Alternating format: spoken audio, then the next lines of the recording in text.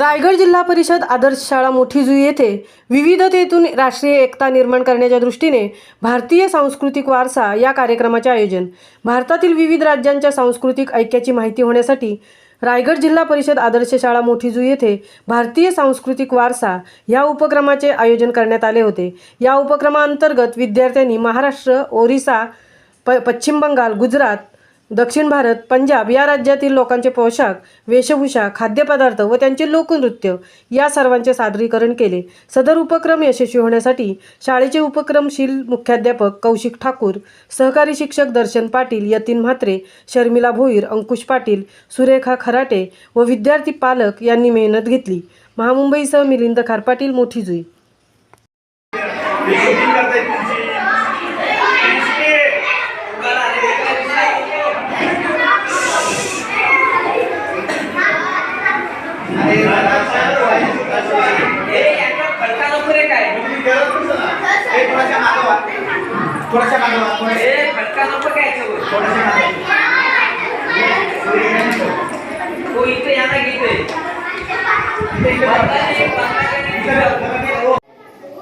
आज राजकीय शाळा मोठी तथा आदर्श शाळा मोठी इथे भारताचा सांस्कृतिक वारसा या अंतर्गत आम्ही पश्चिम बंगाल या राज्याचे खानपान व सांस्कृतिक दर्शन यांचे प्रतिनिधित्व करत आहोत।